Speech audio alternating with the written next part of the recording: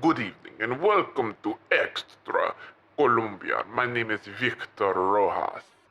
Today we have a special treat for our viewers.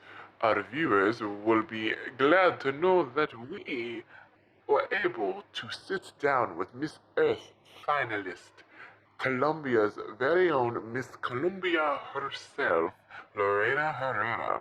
In this interview, we sat down and got to dish about the trials and triumphs of the competition and what is next for our very own Miss Colombia.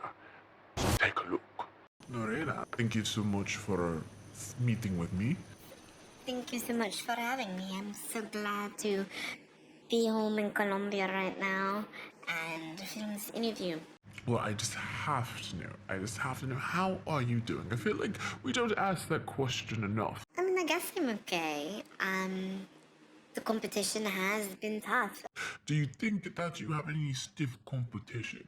I mean, there's no one person that I can think of that is more talented than the other person. I mean, basically, this competition is a whole measure of good days and bad days, and because everyone is skilled. I can't really pinpoint one person to say like who's my competition, and it's very much different than Miss Colombia competition because all the girls grew up here on the island in Miss Colombia, and we basically all knew each other's moms, or were related in some way. So it was a very bit different going into Miss Earth because you're going up against 50 other countries. These are girls that are, or women, so women that are at the top of their games, they're the top of their country, the best of the best, and they're going against other women at the top of their countries.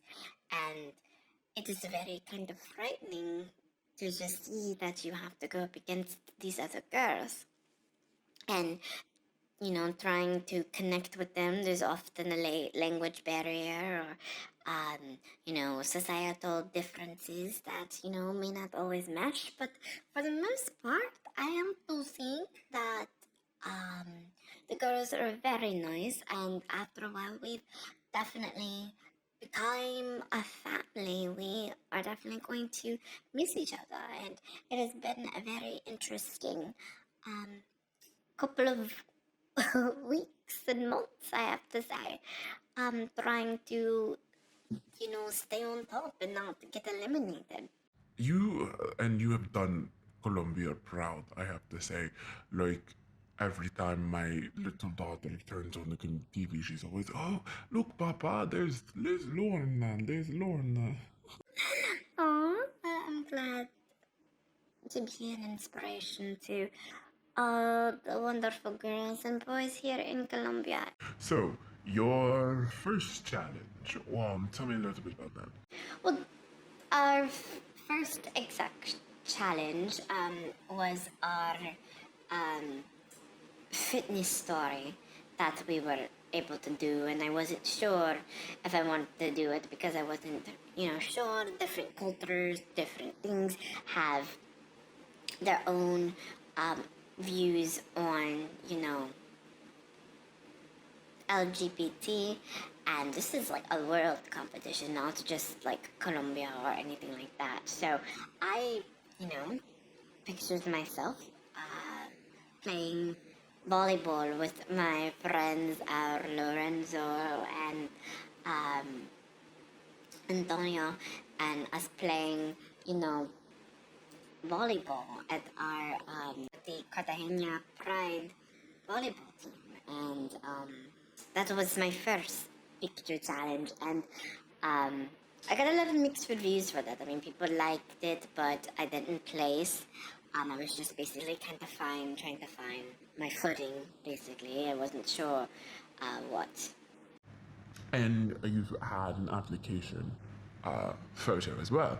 Well, yes. So technically, the application photo was first, and I wasn't sure by looking back over the other girls' photos, I feel like I was kind of overdressed.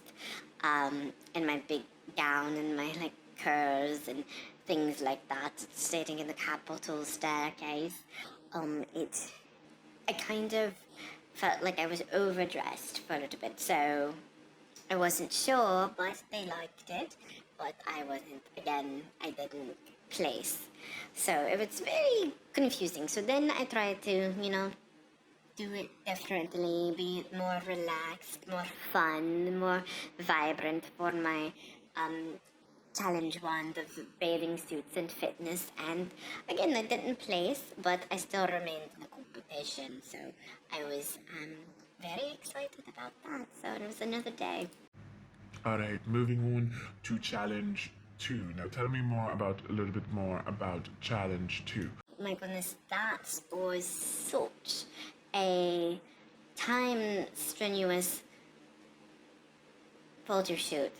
But it was a great thing because I got to partner with or get support from General Motors and Caloi. Kaloi. Yes, Caloi, the bicycle, bicicleta company here in Colombia. Very excited about doing that, but it was super hard because we were out in the hot sun trying to be in front of the landmark, and I was in my beautiful convertible car and trying to do a photo shoot and look pretty, and it's very hot and sweat dripping, and it was a whole thing.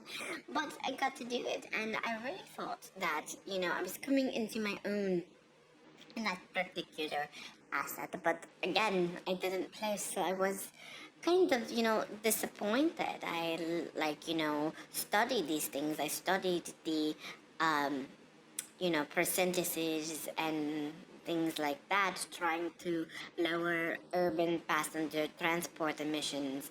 And I thought it was good, but the judges, I guess, weren't that excited about it.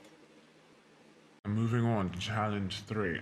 This was definitely, I have to say, this was definitely a beautiful Vogue cover. I mean, even Vogue said this is issue of Vogue with you on it, Vogue Colombia. This issue had so many reprints, more than any Vogue copy has ever had prints of it. It was just flying off the shelves with your face on it.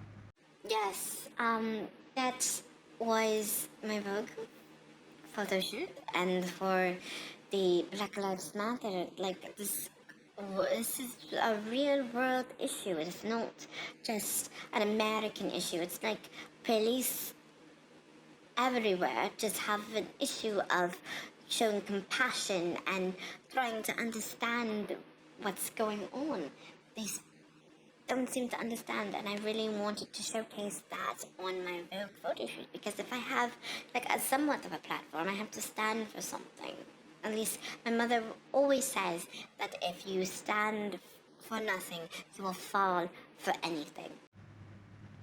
Very wise person. I do believe she is a very wise woman.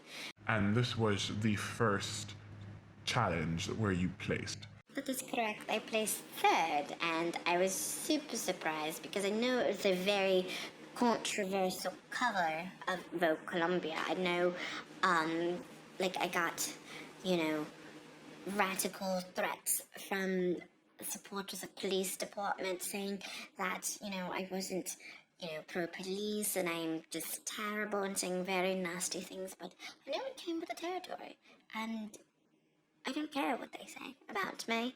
I know what's right, and it's time that they do. Spoken like a true activist. Well, I think I am. Alright, moving on to challenge 4.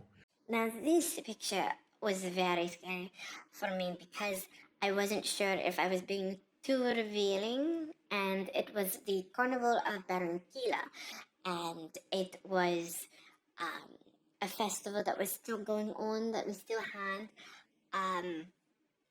and I was very, very just dancing and with all of the festivals, the trends of the tradition, and it dates back to the 19th century. I feel like I was not at my best game then. I was more focused on having fun than thinking about the competition and making sure that I was doing traditional justice, the traditions justice. Challenge 5. Tell me about this, what is going down in history as one of Miss Earth's most iconic photos. Their words, not mine. Oh, definitely. Challenge 5 was the black and white photos.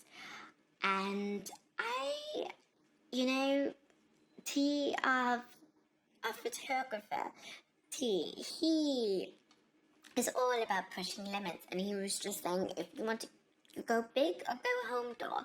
That's what he always would say to me, and I wasn't sure about it. I thought it might be a little bit too revealing, or anything, but I was like, you know what? I trust you. Let's do it, and I did it, and I placed second. All right. Moving on to challenge 6. Challenge 6 was plant sim look. Now tell us about this photo. Most definitely.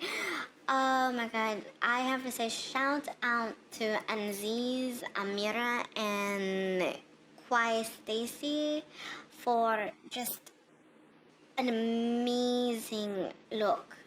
They are the best in Colombian prosthetics. I mean, they put on all this stuff coming out of my ears, and they had to put on the green paint, and then the leaves all over my body, wrapping around my thigh, all around, caressing me, and then the flowers in my hair and stuff. It was just a whole thing. The whole process took about 6 hours just getting me ready to shoot, and then I had to do it.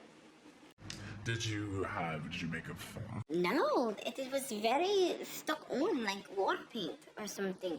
It was very hard to get off. I mean, it took about an hour and a half to get all the green stuff off. I mean, I think I went back to my hotel after the photo shoot, and I still had like green paint on my fingers. Challenge 7. Can you tell me a little bit about that?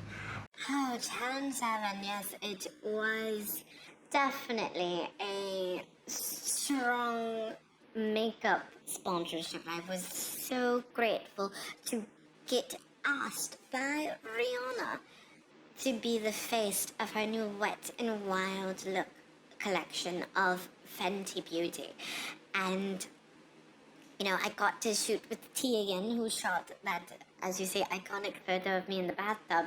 So instead of having me in the bathtub this time, he had me in the pool and I was wet. But, I had to look glamorous and just beautiful. And it was just a whole thing. So, it was a very great experience. I am so grateful for everyone and just really just thankful for everything that everyone has done for me in the support that I got from Fenty and Rihanna and Mrs. and the connections that I've made. It was very close, and placing second, I felt very beautiful. All right, and that was the top 3 quarterfinals. Now, moving on to your final photo shoot,